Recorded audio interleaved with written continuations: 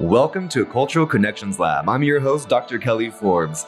We are here to talk with educational professionals around the world to impact and influence the education system as we focus on cultural connections and the education of multilingual, diverse students. We're excited to have you join us today, and we sincerely hope that you enjoy the show.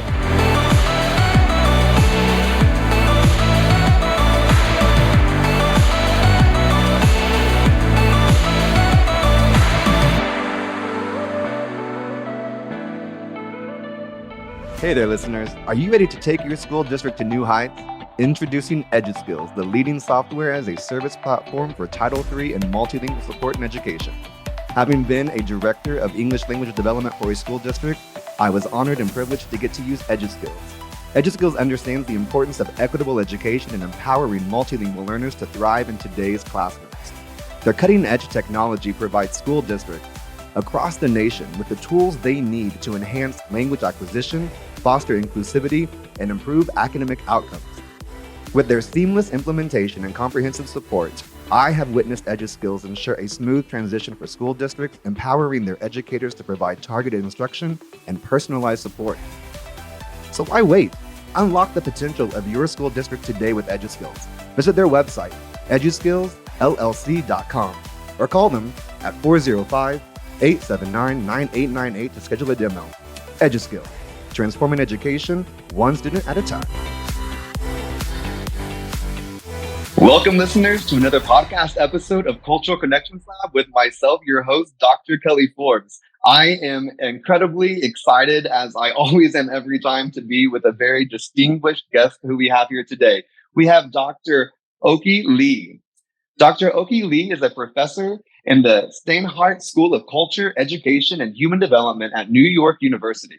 She is committed to advancing research, policy, and practice that promotes STEM and language learning for all students, particularly multilingual learners. Lee was a member of the Next Generation Science Standards (NGSS) writing team and served as leader for the NGSS Diversity and Equity team. She also was a member of the steering committee for the Understanding Language Initiative at Stanford University. Her work involves integrating science, language, and computational thinking with a focus on multilingual learners. Her latest work addresses justice-centered STEM education with multilingual learners by integrating multiple STEM subjects, including data science and computer science, to address societal challenges using the case of the COVID-19 pandemic. Since the early 1990s, her research has been funded by the National Science Foundation. Dr. Lee brings research and policy to practice. Her team developed a year-long fifth grade science curriculum called Science and Integrated Language, or SEL for short, that translates contemporary science standards into classroom practice with multilingual learners. The curriculum is in a field trial at New York City Public Schools with funding from the National Science Foundation. Using the SEL curriculum, Lee's team published teacher resources in collaboration with the New York State Department of Education. In addition, her team published teacher resources in collaboration with the National Science Teaching Association and made them available across the country and internationally.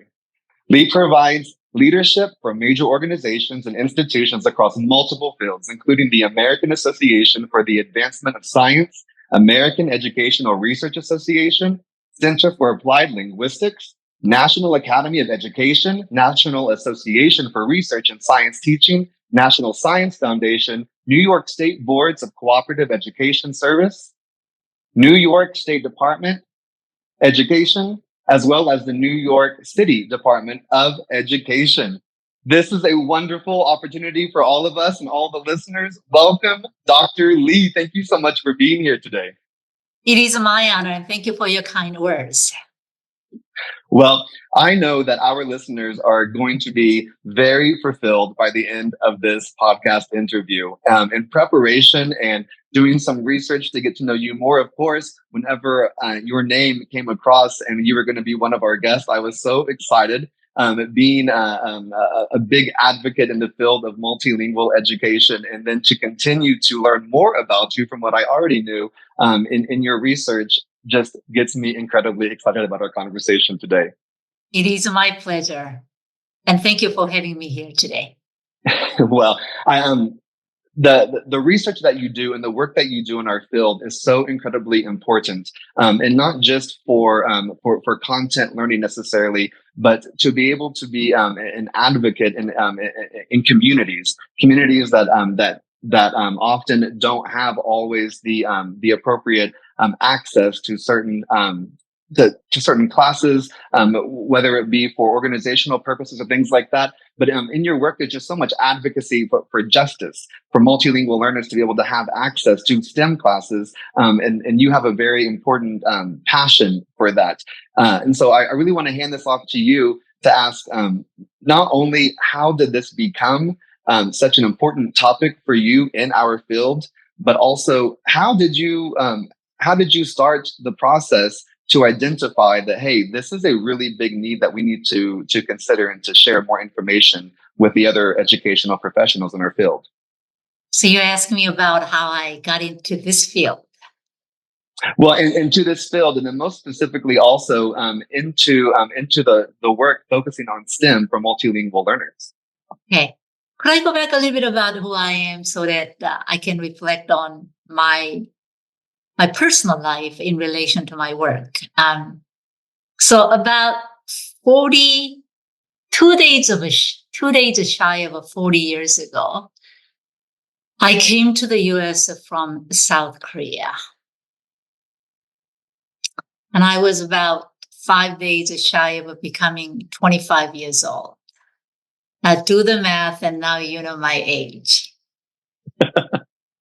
So 40 years, the sense of 40 years in the US gives me a time to reflect on who I am and what I have done and what I would like to continue doing before I end my work. So that's that.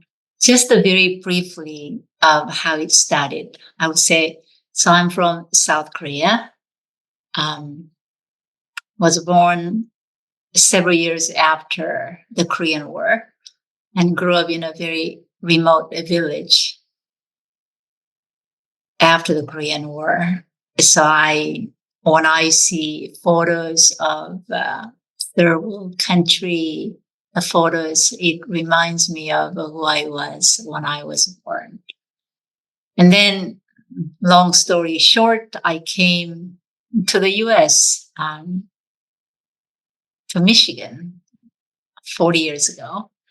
And then I did my study in science education.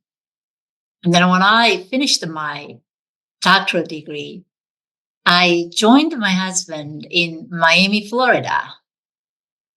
Now, think about doing science education research in the early 1990s in Miami, Florida.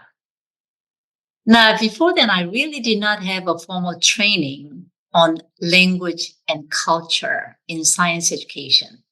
Now, when you think about doing research at the time in Miami, all the students that you were working with, the teachers, the instructional settings were about language and culture. That's the life of Miami.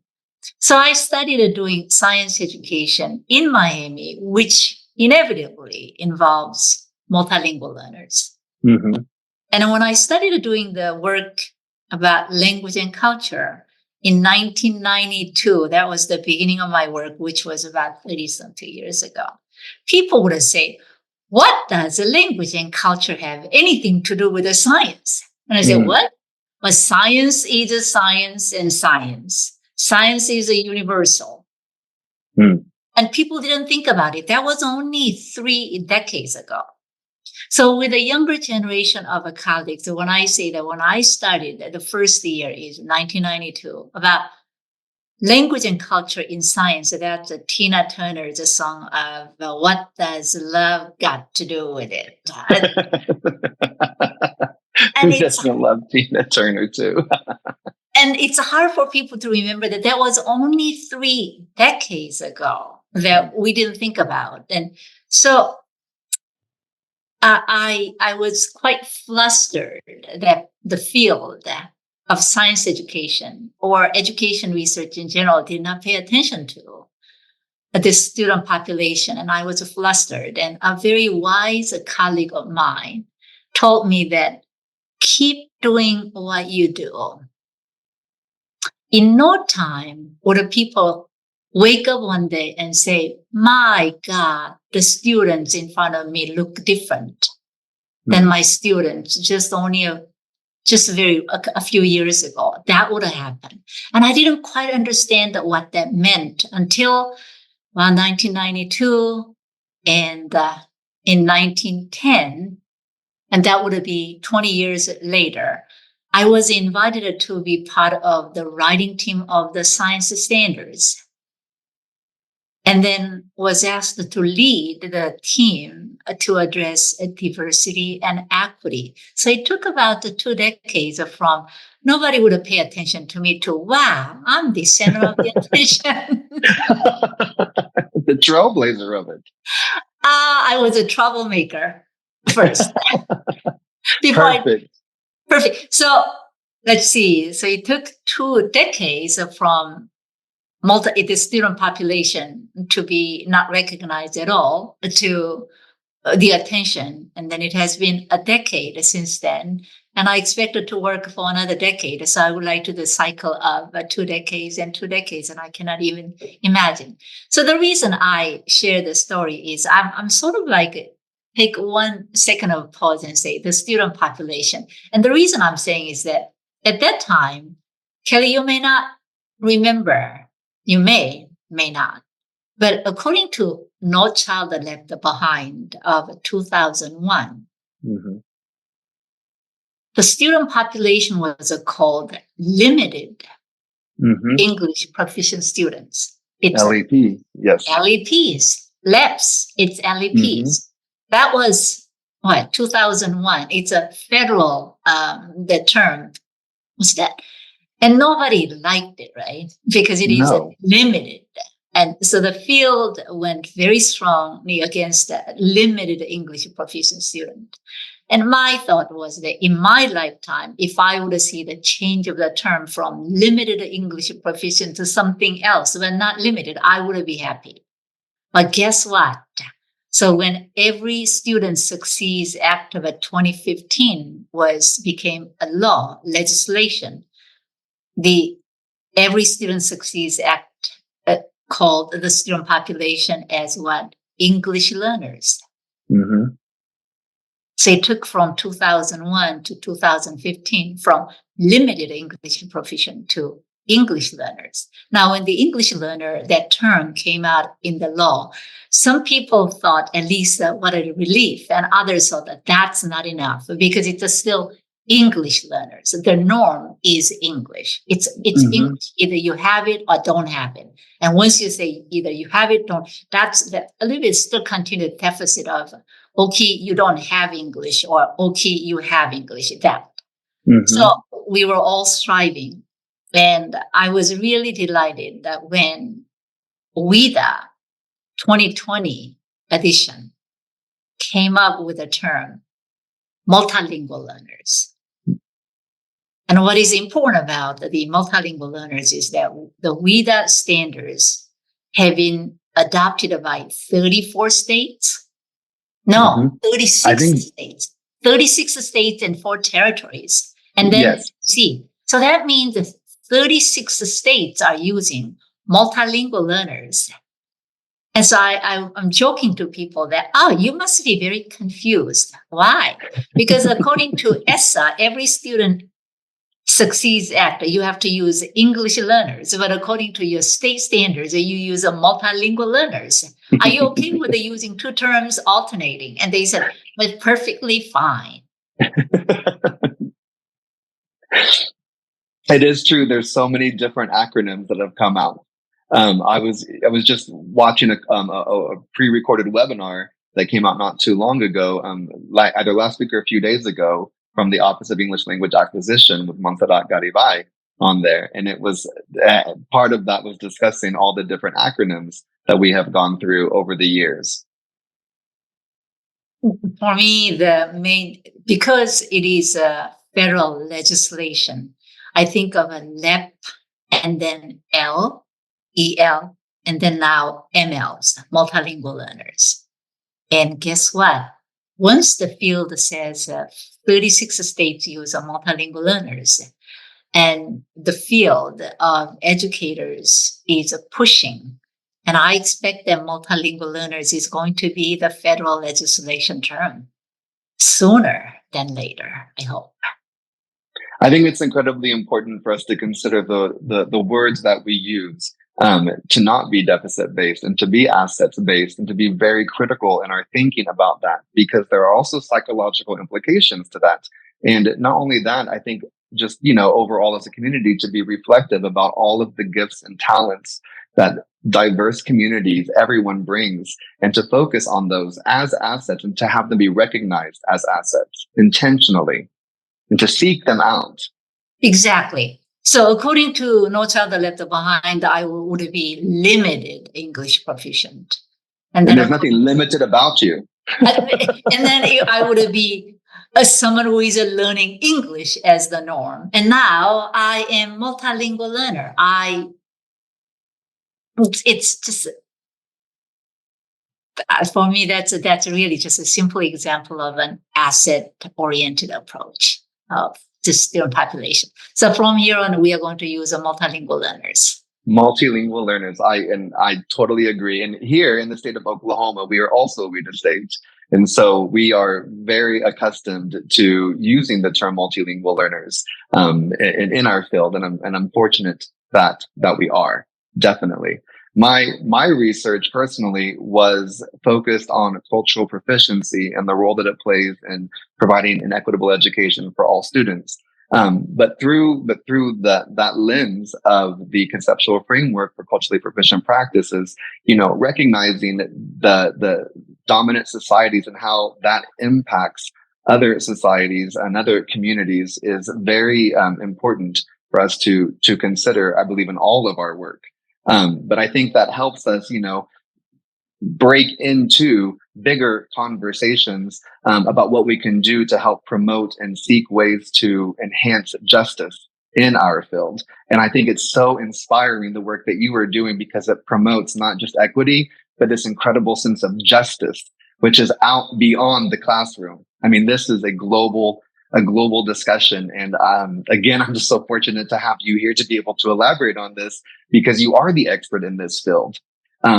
And I also just want to say thank you for sharing your story. We are more than just our bios. We're more than the titles that we have or just the jobs that we perform. But there's our own journeys are so important and so special. And so I appreciate you sharing part of yours with us, because that's what feeds in to our passion and to our why, sometimes, of why we do what we do. That's why we think of identity, positionality, the stance that we take. How did those experiences help encourage you to get into the focus and the conversation of justice through science? So bringing that together, because it's something that, to be honest, there is good research about this out there, but it's not something that I see that comes up predominantly anywhere. And so is there a connection that you had that was a unique experience, or maybe like a moment in your life that helped with that trajectory, to consider not just the experience that you had with language and culture and having those conversations to the beginning, but for where we are today? Anything that where you are today in your professional career that has really been that moment that kind of leveraged this trajectory into more people collaborating about the importance of justice through STEM and science for multilingual learners? So I can think of a few guideposts that I remember of this epiphany of, oh, wow, like that. So the first experience that I had of language and culture is when I flew from Michigan to Miami, and I arrived at the Miami International Airport.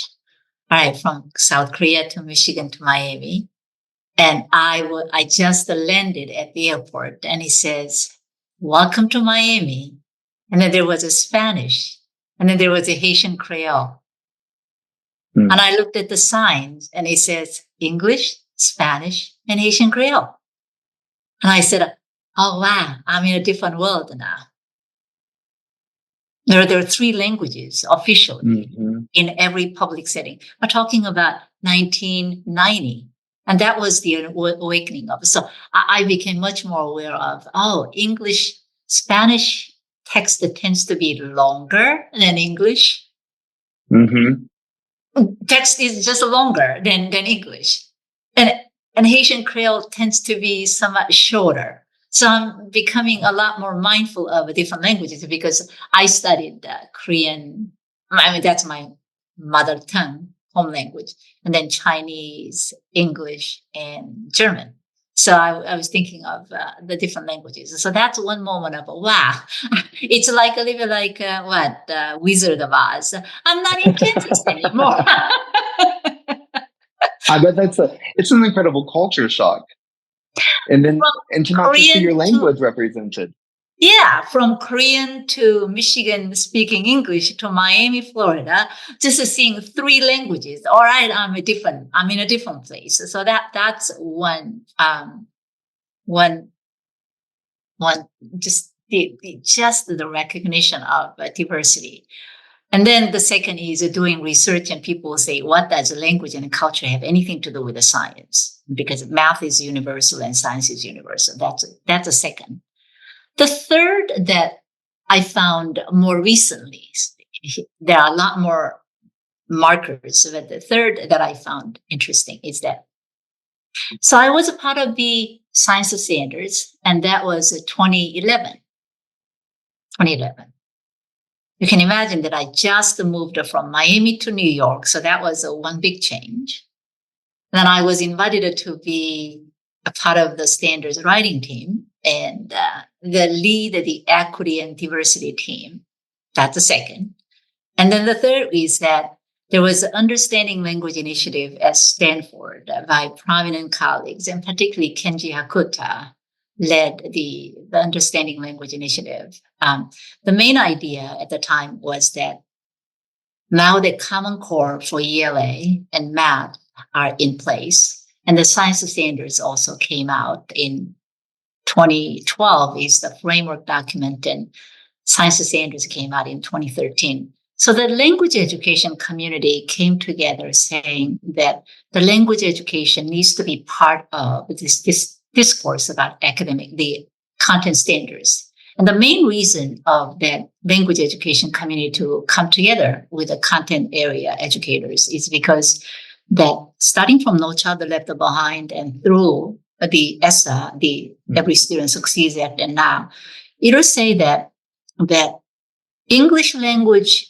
proficiency standards must have three components. And one is it should have reading, writing, speaking, and listening, which is, by the way, limited, and I'll say more about that. And the second is that all students across the proficiency meet the standard, the proficiency. And the third part of that federal legislation is that English language proficiency standards are aligned with academically rigorous state standards. So the language standards are aligned with academic standards. And that makes a lot of sense because just Common Core for ELA and math came out and Science of Standards came out. And that was also about time that the 3C, inquiry is in social studies came out. It was all in early 2010. So the language education community came out to say that language education should be also part of this discourse so that at the time, English learners have the equal access to content standards. And so they came together. Now here is that realization. So as a part of the Science of Standards, we say that it's all standards, all students. Science of Standards should be accessible to all students. It's all standards, all students, right? So as a part of the language education community, I always thought that I don't know enough of the language education, so I put it aside. But now I'm part of the consortium, the steering committee, and I represent a science education along with another person who is a scientist. And I looked into the language standards, and it didn't make sense. So let me say, Kelly, what I mean by that. So I looked at, for example, WIDA at the time based on 2012, WIDA 2012. and also ELPA 21, which came out around 2014. I looked at it and it says it's a can-do philosophy that English learners, I'm using the term at the time, English learners can ... But when you look at the standards and examples, it will say that for WIDA 2012, for example, there is a science standard. And then the science standards is translated into an example of a language use. Mm-hmm. So I say, science standards are for all students, so why would they bother to translate into a context of a language use? And then that is translated into cognitive function. Mm-hmm. Cognitive ability. And then cognitive ability dictates the language use at multiple levels of English proficiency. Mm-hmm. And on bottom is language, what counts language, and it's all about vocabulary terms. So when you look at the different levels of English proficiency, it'll say level 1 student draws. Level 2 labels a few words. Level 3 describes using sentences. Level 4 analyze. And then level 5 something evaluate in paragraphs. So at every level of a proficiency, the cognitive ability is lower at the lower level of proficiency. Mm-hmm. And the amount of a language is lower at the lower level of a proficiency. So I'm looking at the cover of the standards, which says, can-do philosophy. But when I open the cover and look at the page, it says, oh no, you cannot, because your proficiency is lower. Mm-hmm. So what I'm realizing is that at the time before, we equated language proficiency with a cognitive ability. That if you are lower in language proficiency, you are lower in cognitive ability. And I thought, am I reading it right?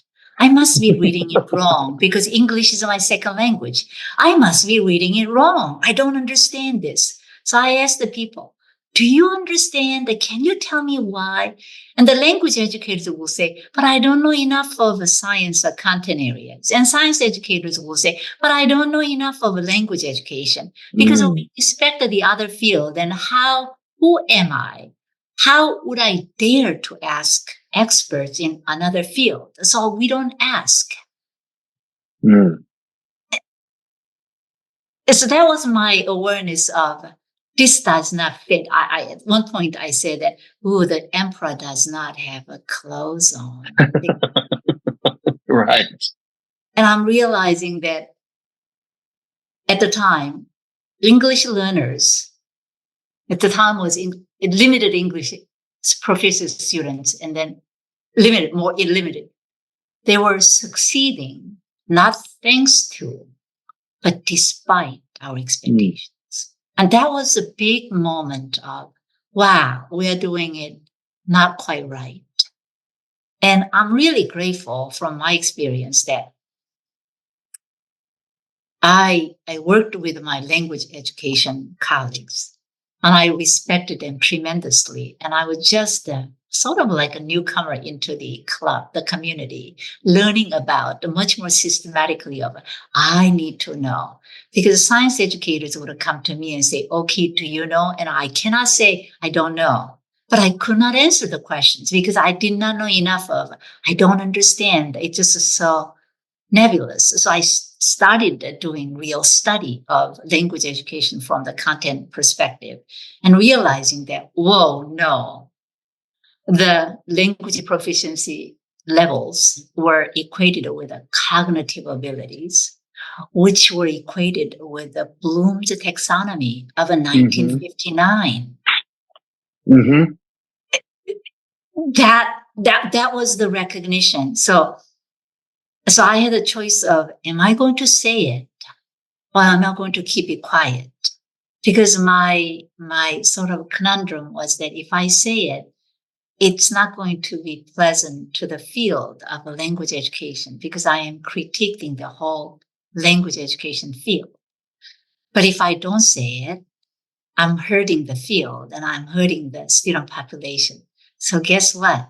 I said it. You said it. Exactly. Yes. And thank you for saying. I said it once. I wrote another piece. I made a suggestion of what it might look like if high expectations of the academic standards in science and other content areas are aligned to language education, the ELP standards or ELD standards. And I'm really grateful for the language education community to turn around and saying, because academic standards are new since 1910, then ELP standards also should be new. And it makes a lot of sense because content standards in ELA, math, and social studies and science came out in 2012, 2013, around that time. Mm-hmm. Now, at the time, WIDA standards were 2012. It was based on the previous content standards. Yes. Mm-hmm. It's just the evolution of the field. And even in science education, currently we will say that students are doing science and engineering just like scientists and engineers do in their professional work.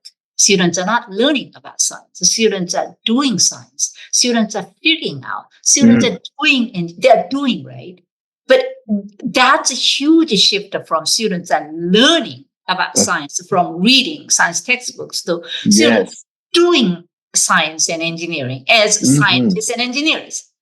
So there was this gap of science standard, for example, saying that, no, we completely flipped from students serving the master of science disciplines to students being the masters of doing science and using language. I mean, they're doing science and engineering.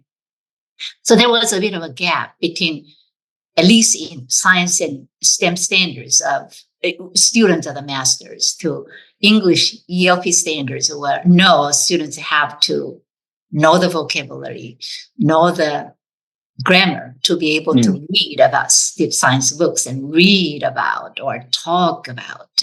So there was a bit of a gap for several years until, and I'm very grateful for WIDA to say these are multilingual learners using multimodality beyond speaking and listening to or reading and writing to non-linguistic of graphs and charts and equations and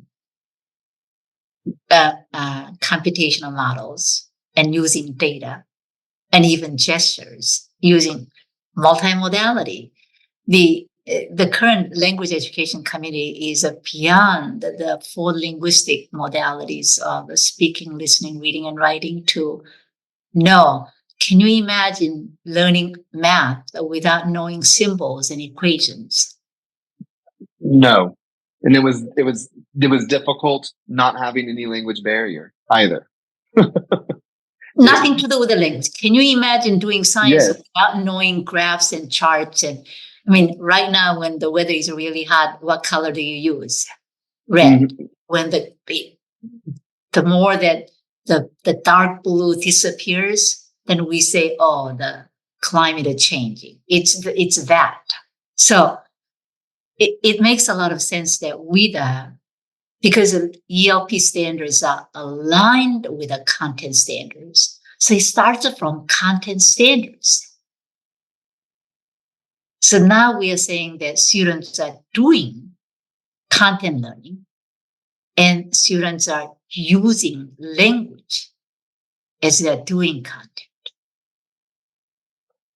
It's so true that I sometimes they're always so separate. And so, to your point, I'm thankful that you had the desire and the courage to speak up and to say something, because sometimes that can be difficult for people to do. So thank you for being for being brave and courageous and sharing that. And I feel like all of us as educators who are also um, trying to best enhance our field as much as possible, that we need to be able to speak up whenever we know that there might be that area of critical consciousness, that we need to understand that there is an inequity here, and especially to allow our multilingual learners to again get away from this stigma of limited whenever they are not by any means limited at all, but to find ways for us to, like you said, braid in what we do with language and what we do in the content areas without having to decrease the cognitive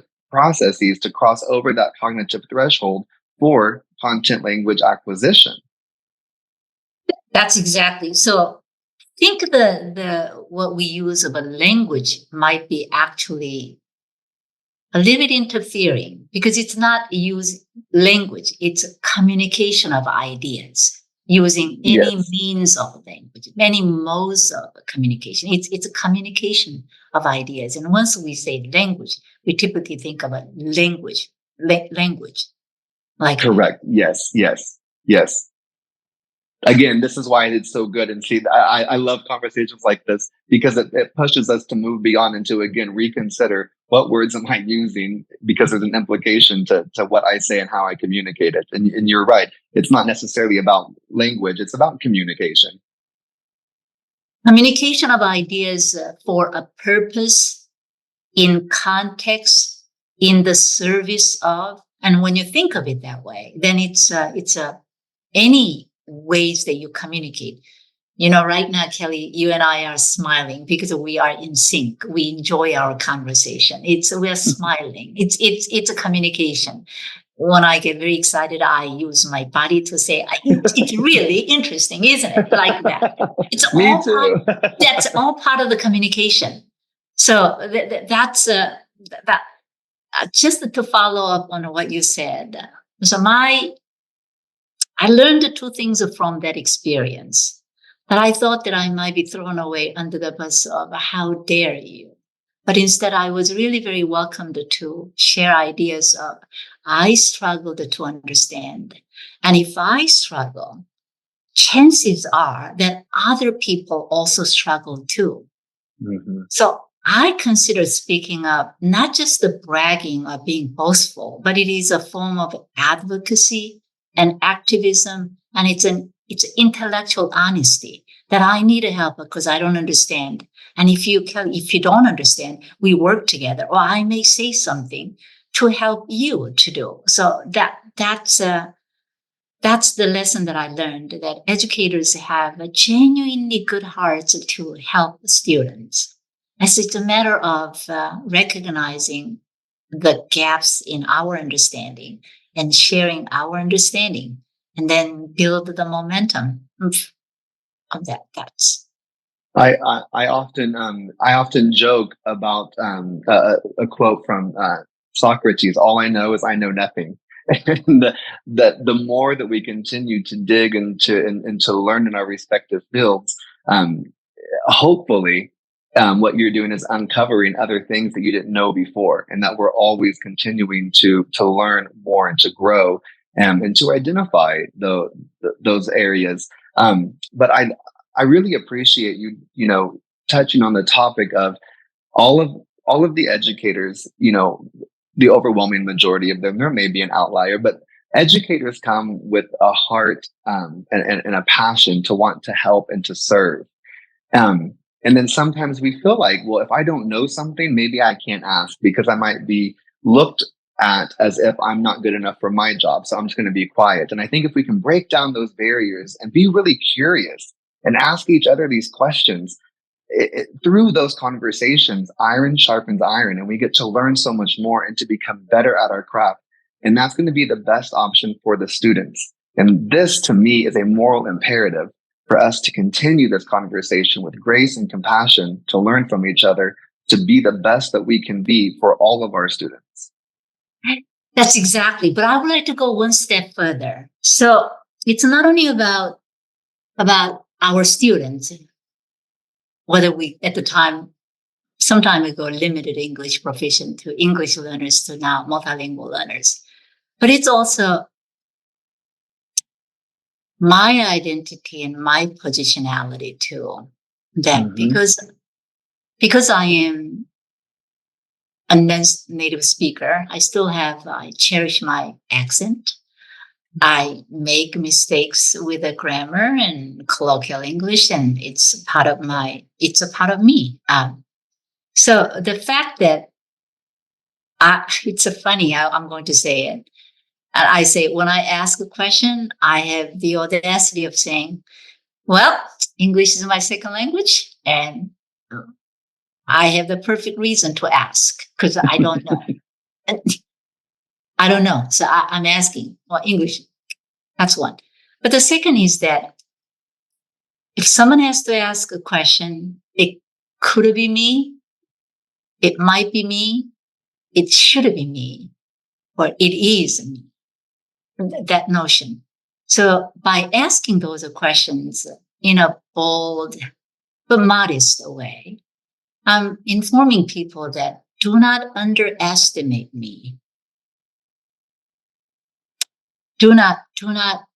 So that the sense of do not underestimate me is applicable not only to students or the young children, but it also applies to adults at every level of learners. So I consider myself as do not underestimate me.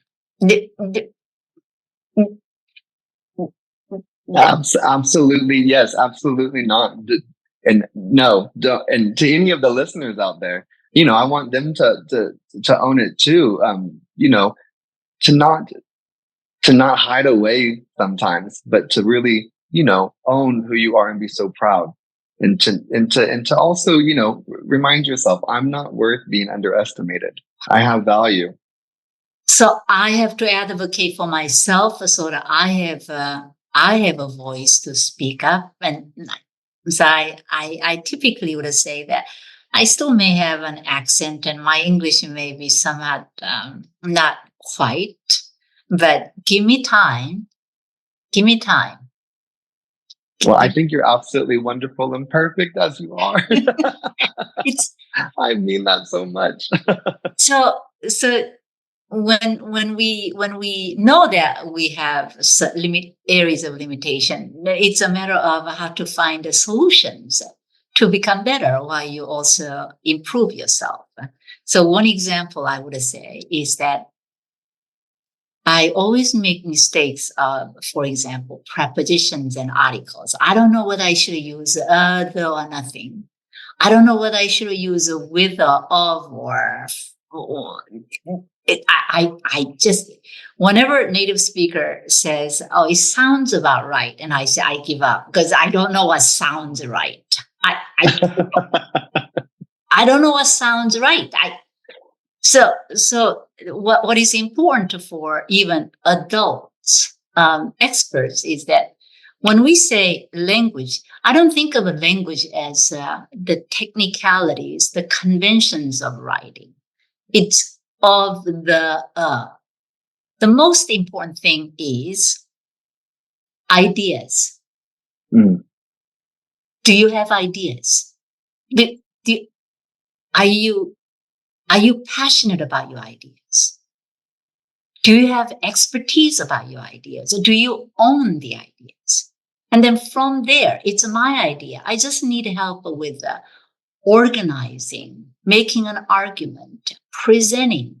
And at the end, you just need help with a native speaker saying, I don't know, is this all but the or what? What is it at the end? It's the end. But we think of it as the key of a language. So we do backward of, do you have idea? If you have no idea, that you have nothing to talk about, right? But the idea and then convincing him. So for that, one example is that for any formal communication, including an email, I would ask my staff member, whether doctoral student or staff member, whoever, to read my email so that it makes sense. I have an idea and I know what I'm trying to say and I have an argument, but it has to be polished English eventually. It has to be sophisticated. It has to be good, clean, sophisticated, polished English. So so I would ask people in my office, read the email for me. It's just my honest request of help me out because okay. Now, what I learned from that experience is that my staff members or the students will say, wow, Okhee is asking me to read her email. And it puts the relationship much more equal footing of I have something that I bring, but I'm asking you for help. Can you help me? So it becomes much more of recognizing that, well, I know my limitation. I need help, but I'm helping you in different ways. So I always think of that limitation is not a limitation, but it actually is an advantage. Another example of a limitation being an advantage.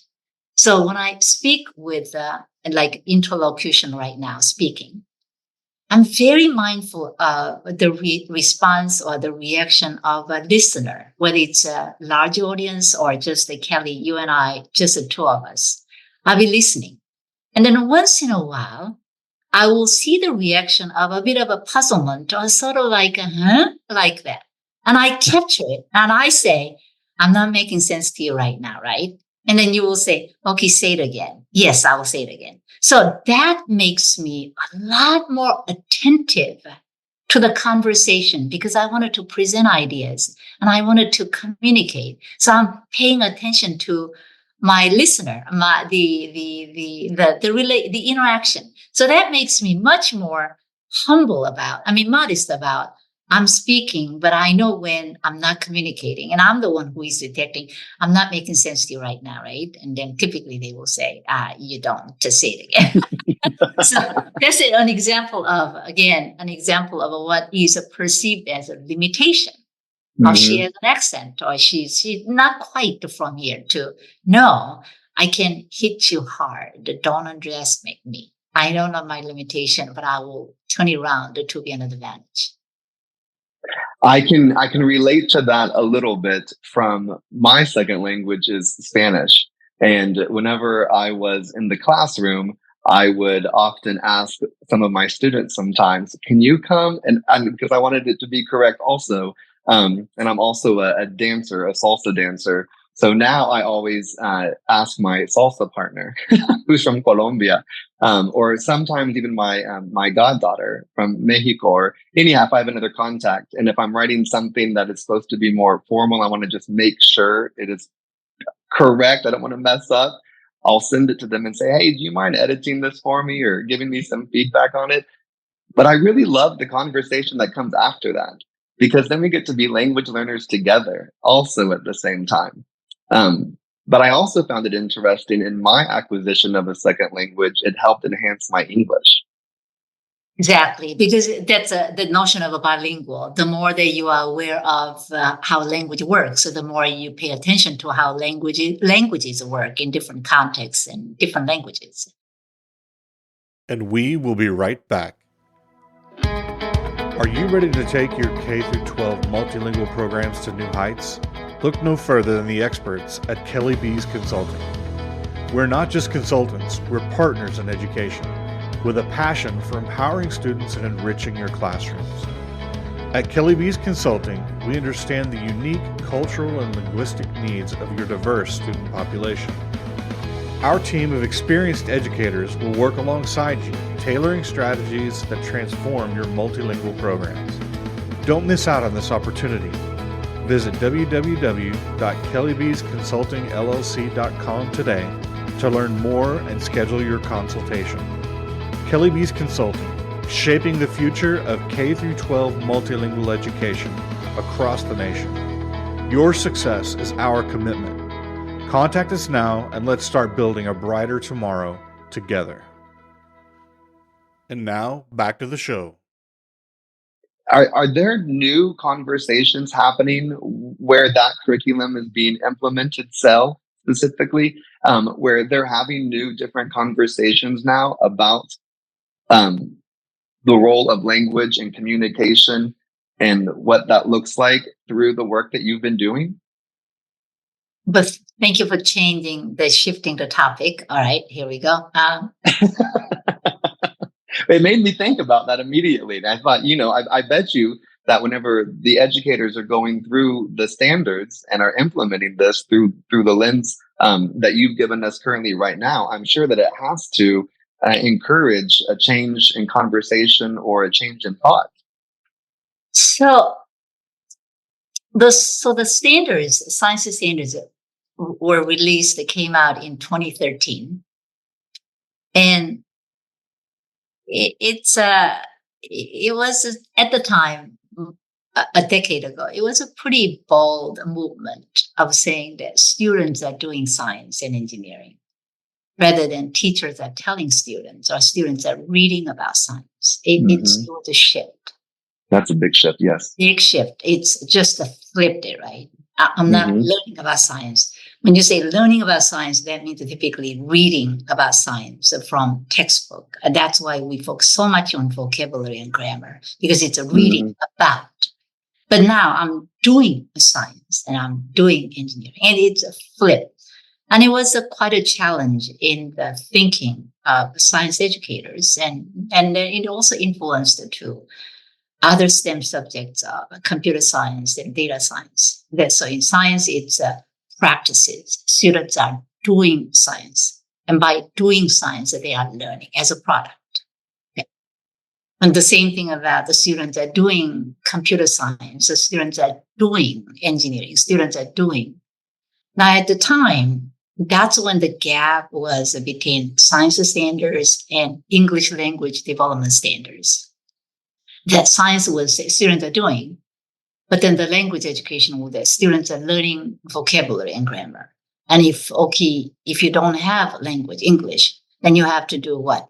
Pre-teaching, front-loading, learning some vocabulary and learning grammar before you come, pull in and pull out.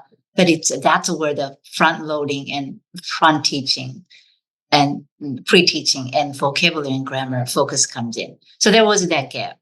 So in our case, we said, all right, we had scientists, science educators. We also had experts in second language acquisition or applied linguistics. So it's a collaboration of science and language communities, both education and discipline.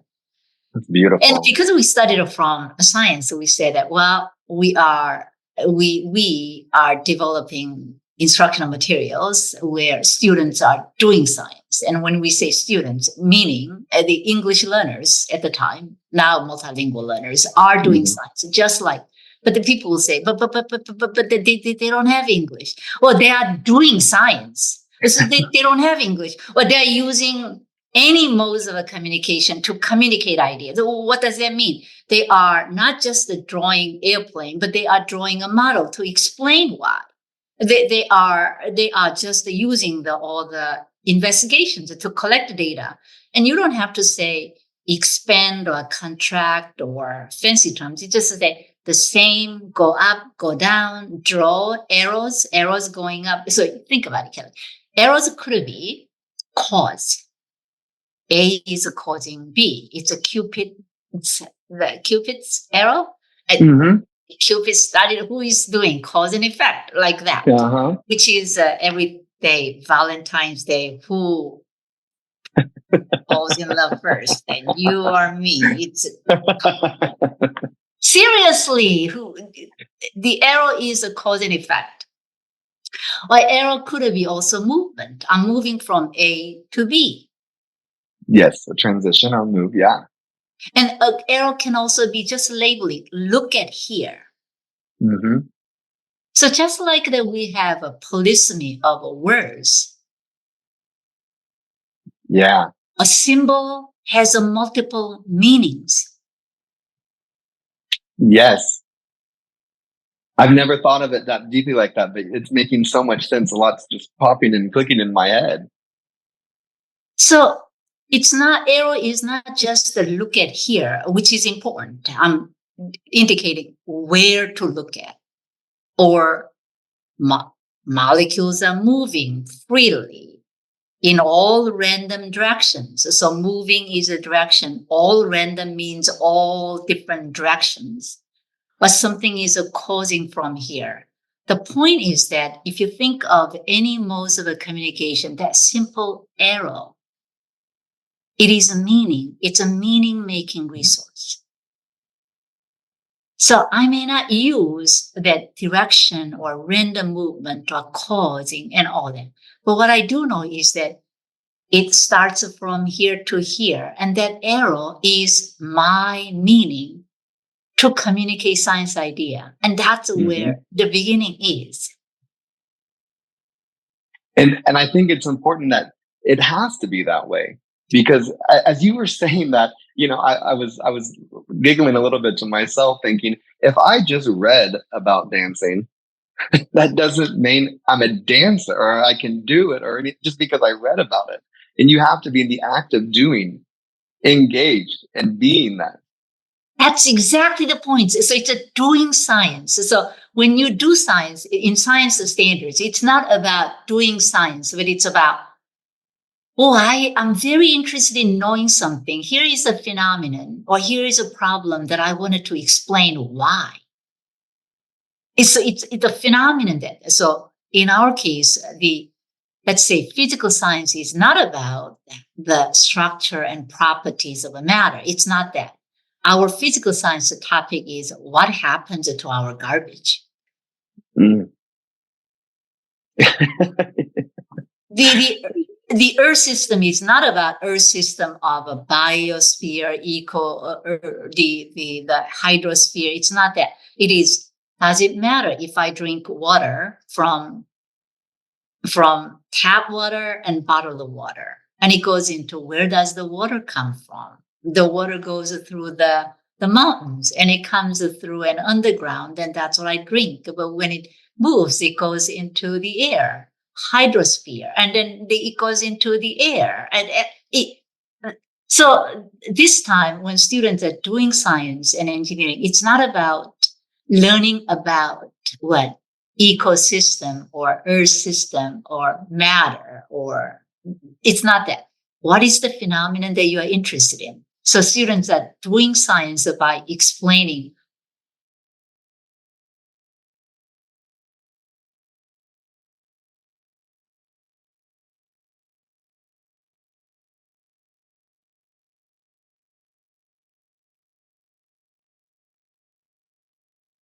Don't have English. They have ideas. They come. And then they are doing science, and they are using any modes of a communication. So when we studied the unit or the 5th grade curriculum, we said, nobody seems to know. All right, we are going to do it. So without the benefit or support of English language development, ELP standards, we said that, well, think about doing science, but doing engineering. Then what do students do? They are using language to engage in science. So we dropped learning language as a prerequisite to. Instead, they are using language in the context of doing. They are using language for the purpose of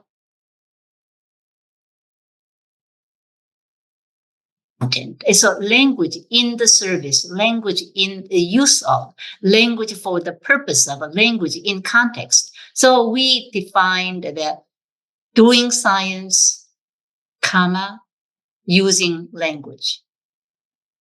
And I feel like that erases all of the barriers of that thought of, they can't do until here, because unintentionally you're still not saying it perhaps, but you're still acting from a limited perspective. Exactly. So it's not that you don't have English and you are not ready. Instead, your ideas have a merit because your ideas matter. It's not whether I say that so when you do something, something is a trapped open space and closed space, and when something disappears, you may say, oh, that there is a less substance, or there is a water drops and it's a condensation. The weight should increase and decrease and all that. As a English learner, all I know is that it is a closed, nothing gets in, nothing gets out.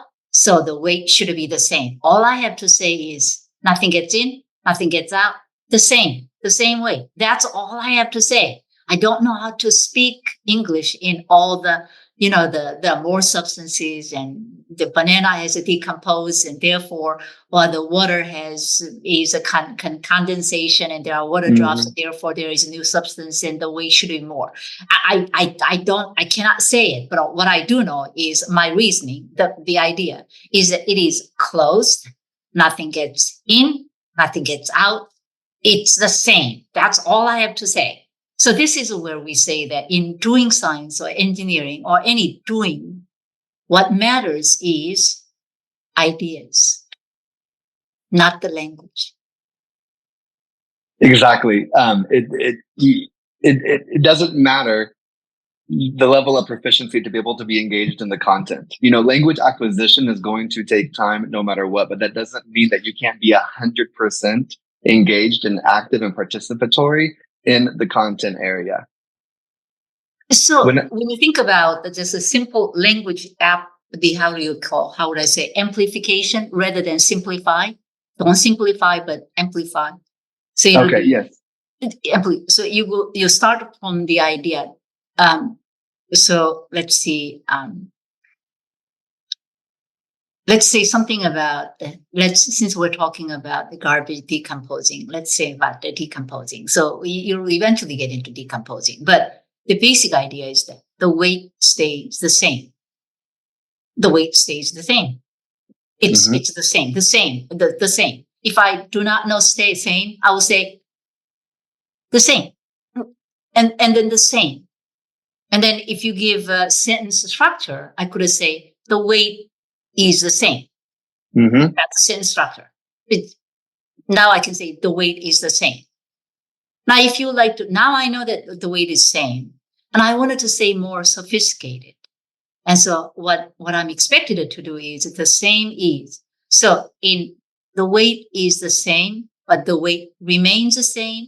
The weight stays the same. And now I'm learning, the weight is conserved. Because I have an idea and I need language to be more sophisticated. So it's the same. The weight is the same. Weight remains the same. The weight is conserved. Now I understand what conserved means. Before, I would not know what that means. But now I know, because the same is conserved. So the weight is conserved. And I may forget is. So weight conserved. All right, that's good enough. The weight is the weight conserved. Now here is the thing. So once you know the weight conserved, then when I read a science textbook, it'll say the conservation of a weight. Oh, I just have to make the verb into a noun. It's just that from the same to weight is the same to weight remains the same to weight is a conserved to conservation of weight. And then conservation of a matter and the conservation of energy. That's how you build. So we never say that English is not important or the sophistication is English is not so important. Absolutely, it is important because that's a part of a marker of being a member of the community. But the point is where you start. The beginning is not about the language limiting. Follow the form of the weight, the ... I don't know what to fill out because I don't know what to say. But once I have idea, the same. The weight is the same. And then weight is a conserved. And then it's a conservation of a weight. It'll eventually get there. But the starting point is idea. You have shared so much insight and wisdom, and I'm so just proud and honored to get to be here with you. And I mean it when I say that you are a trailblazer. I think anyone that speaks up and can participate and offer insights to help us grow within the field between content and language acquisition, language learning, all of that. It's so empowering because people like you help people like me learn more and understand more to continue in this field and in this craft. So, Kelly, I just would like to give me 5 or 10 more minutes and you can edit and skip and all that. But I would like to just spend another 5 minutes. So far, Oh, for sure. You can take all the time that you want. That wasn't even the end. But then not the keep end. going. Okay. Because I just can't stop thanking you. It's just such great information, It's just really fantastic. It is my passion to do. So if anyone is interested in listening to what I have to say, I'll be happy to share. So what we have been talking about is current, contemporary. But the question is, where do we go after the COVID-19 pandemic, climate change, all different types of pollution? Right now, given all the challenges that are inherently STEM, starting from right now, climate, pollution, the health, and it became just obvious through the COVID-19 pandemic. Yes. And when you think about climate, pollution, COVID, health, these challenges are all inherently STEM issues, but they are all issues of injustice. Yes. So we have societal challenges that loom above us.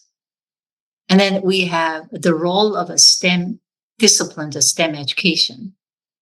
And then these societal challenges impact minoritized groups disproportionately. So this very is disproportionately, yes.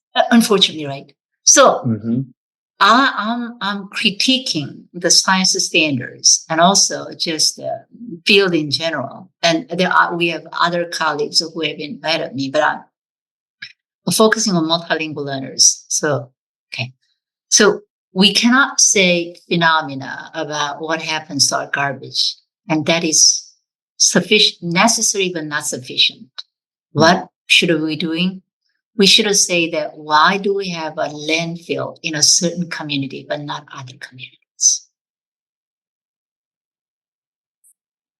And that's a social justice issue. And who are the student groups who tend to live or reside or get affected? And one student population could be a large number of multilingual learners. So the science education or engineering education is going beyond the disciplines of science to STEM. Because when we have a societal challenge, it's not a science challenge. It's not an engineering challenge. It is all STEM disciplines are coming together to come up with a solution. This is why that culture is so important. I mean, going back to the beginning of like people wondering, well, what's the connection here?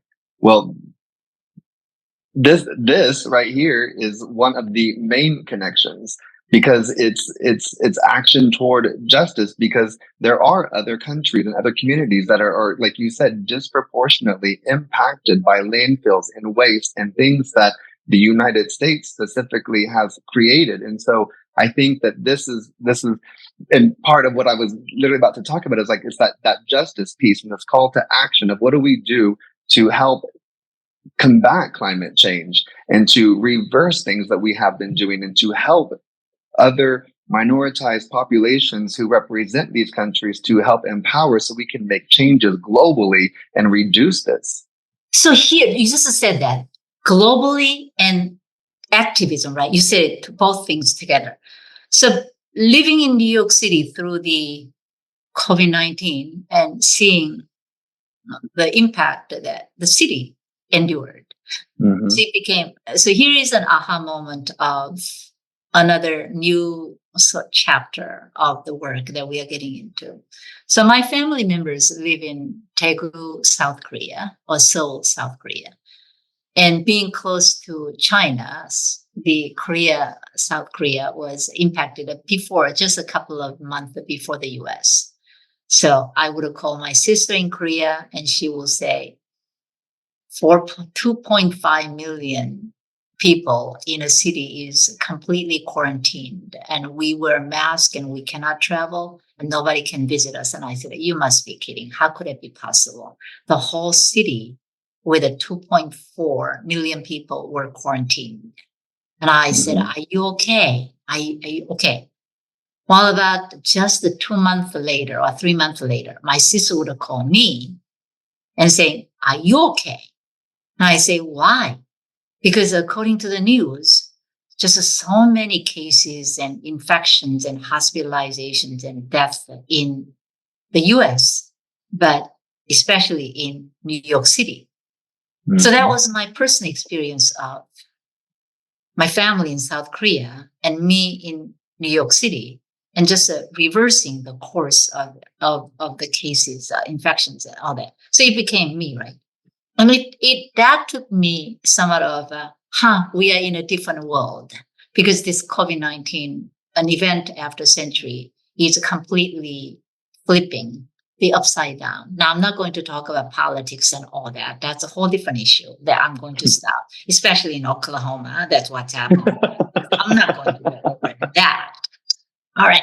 But so I understand. I didn't say anything. I'm not even close to Oklahoma, but I'm outside. All right. So here is another asset that multilingual learners bring. What is it? Because it is a global phenomenon, and if you present the data that is collected globally and how many cases globally of the COVID-19 and how many cases in each country. So you say that you speak Spanish, and let's say about your friends are from Chile. Chile. Colombia. Okay. So when you look at the global data, let's say Johns Hopkins data on coronavirus, what countries will you be looking at? Colombia and the US. Because you would like to know what it is. Right. Curious, because I would always look at South Korea along with US. Okay, so this is an example of beyond the language into, here comes a transnational experience and knowledge, that these are not immigrant students who do not know.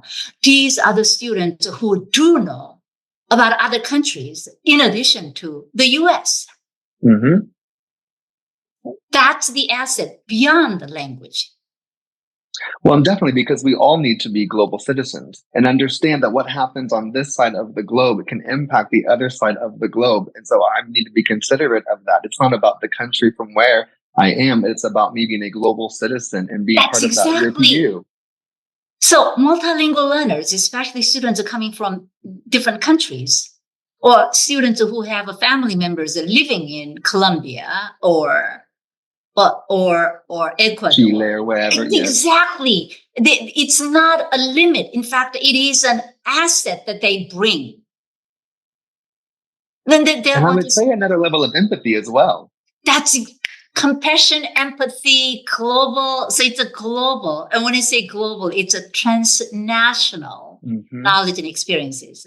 So you are looking into how many people were impacted and how many people were hospitalized and infected and all of that. And then you are looking at the data within your local community. And you say, let's say about New York City. And New York City has 5 boroughs: Manhattan, Queens, Bronx, and Staten Island, and Brooklyn. And you look at the rates of infections across the 5 boroughs. And you say, this is not fair. Mm-hmm. Queens has a lot higher rate of infections and hospitalizations compared to Manhattan. Or Staten Island. I don't go there. And you're going to say, this is really not fair. My community is impacted. And that goes into what you mean by activism. This is not fair. That's where the social justice comes in. This is not fair. And we can't wait until it for this situation, whether it be a COVID pandemic or for any other one, typically people don't always feel the urge to advocate because it hasn't directly impacted them. And it doesn't matter whether or not you're the one directly impacted. It's because I may not even know who you are, but I still know that you are human and I care for you. So that for that reason, I do not say that when children grow up and become adults, or children grow up to become scientists, children grow up to become citizens, I say, no, we cannot wait. Children can take action in their own ways. When they grow up, it's also a deficit model. Because they do not know, we expect them to grow up to become. No, they are part of a global citizenship. They take action. So I drop when they grow up. That means I grew up and I'm expecting the children to grow up just like me. No, they are individuals. They take action. Mm-hmm. So drop it.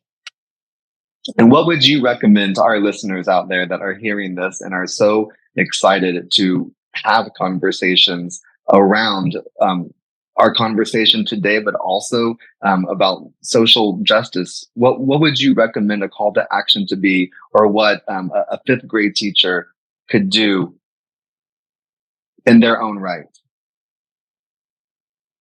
So we spoke about that. It's a little bit like at a station, what do you say? When you see something, say something, right? Mm-hmm. When you see something that you don't understand, we say that say something, because chances are other people think the same way. That's the next level. But when you think we're not alone, yes. And challenges are real. It's not discipline. It's not learning about or explaining the garbage. It is about landfill that affects some people. And we should be outraged about why some people are impacted disproportionately than others. And it's a new ways of thinking about, it's not, so we still do a bit of in the service of disciplines. I'm doing science and I'm learning science. I'm doing engineering. I'm learning engineering. And I say, no, we should go beyond that. We should use science and engineering in the service of. Those are things. Science in the service of. STEM in the service of. So STEM is necessary, but it is not sufficient in solving the problem. Instead, it should be in the service of. That's one I would say in this, particularly those who are impacted disproportionately. The second is that even the current standards, it's more about phenomena that we think kids can handle. And I am critiquing that we do phenomena that are sanitized from the reality. We should bring the real phenomena that impact people. So that's where the disciplines and social justice are just embedded, inherently connected in the service of. And this is, Kelly, think about it. So during the pandemic, we would say that you should stay at home. Well, I'm an essential worker. I cannot stay home. I cannot, even if I try to, I cannot. We always also say that keep 6 feet apart. No, I cannot, because I live in multi-generational housing. Mm-hmm. So my critique, the lessons that we we should learn is that science forgot people. Wow. Vaccines came out great, but it's an innovation. Well, some people may not say great, but let's say vaccines were great. All right, let's say something. But science or the government or the organization should have thought about distribution and access along with, but it came out, but there was no plan of distribution and access. And I think that for so many, again, whenever they're not directly impacted, they're not exposed to conversations like this or to other communities, ignorance becomes one of those barriers. And it's just, for me, and in my opinion, it's so important that we are ever involved and engaged in our diverse multicultural communities, so we can learn more and be exposed and to really seek to understand. So whenever a crisis or a pandemic were to ever unfortunately happen again, or in just any other critical situation, that we can be more cognizant and mindful and intentional in how we best serve everybody, so we don't have these disproportions anymore. So you can see that both I'm using STEM and language education from limited, and you don't have English, so I'm giving you vocabulary and grammar, and I'm so scared because I have no idea about what I'm doing. To now that was the before prerequisite, because you don't have it. To currently we say that you're part of doing science, you're doing engineering by using all modes of communication. It's a language in the service of. And now, given the challenges that society globally are experiencing, then it is beyond the discipline and language too, how we address these challenges. And so this is what we also have become much more aware of: global North and global South. And global North have all the privileges and advantages of using materials and all that. But who gets affected? Global South. We have to do better. We have to keep having these conversations among all of us, because it's not just, it's such a shift, as we were saying, just on the pedagogical academic side of the thing, in education. But this is beyond education. This impacts us globally in who we are as humankind. And it's not just the catchy phrase of political campaign, but it is real, because when I think about, again, societal challenges, the STEM is at the core. The STEM tends to forget people. And it is really a matter of justice. I feel like I could talk with you for hours about this. I'm so passionate about this topic and about our students and about this field. Are there any last words, any last closing words that you would like to leave any of our listeners with? So I'm hoping that let me see, any wisdom. One is that speaking up is a form of advocacy and activism on behalf of those who may not. Oh, that's one. The second is that I think of not the norm of what I do or what I know, and I'm an expert and I am speaking English to who are the people, who are the students and what they bring. So I joke that English was my second language. Now, asset-based language is my second language. I constantly rethink of, is this really asset or is this still a deficit? So that's a second. And the third is that the distinction between discipline or academic to activism and advocacy is very thin, much thinner now. Because it's on behalf of a serving and using any means, including disciplines, on behalf of. So it's activism. And I hope that we are committed to doing rather than not despair and, but doing, because there is no other way but keep doing and improving and do better. I think we have to. We definitely have to. And you have been such an incredible servant leader at the same time. And I want to thank you again for your service. It's inspiring to hear your story.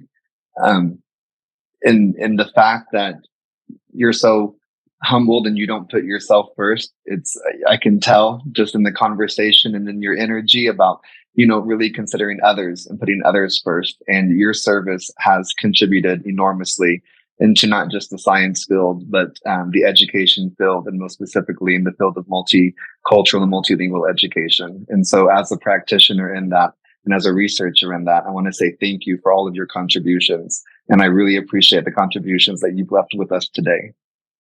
And it is my pleasure and honor to speak with you. And thank you for being a good host and listening and communicating and joining the conversation together. It really has been really wonderful to speak with you.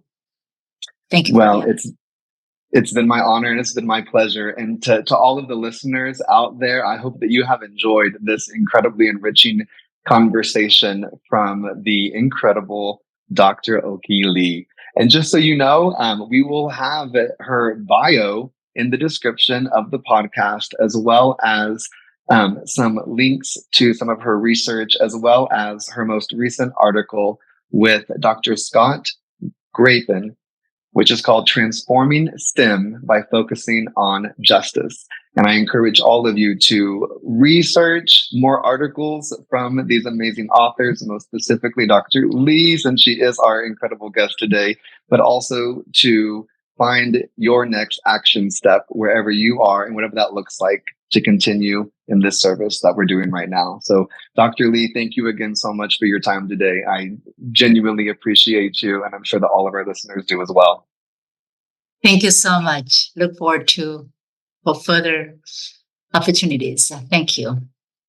Well, listeners, again, thank you for spending your time with us right now. A big thank you to Dr. Taylor Tribble and EduSkills, who sponsors this podcast, as well as our producer, Mike Overholt. And again, one more time to you, Dr. Lee, thank you so much. And to everyone else, I hope that you will have a great, fantastic rest of your day. And I will talk and see you next time. Adios. Thank you. Bye-bye.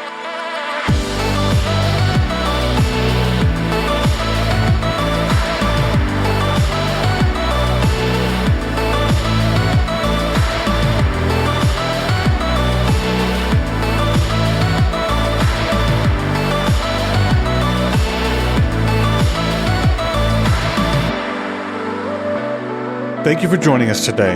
Don't forget to like, follow, and subscribe. Adios.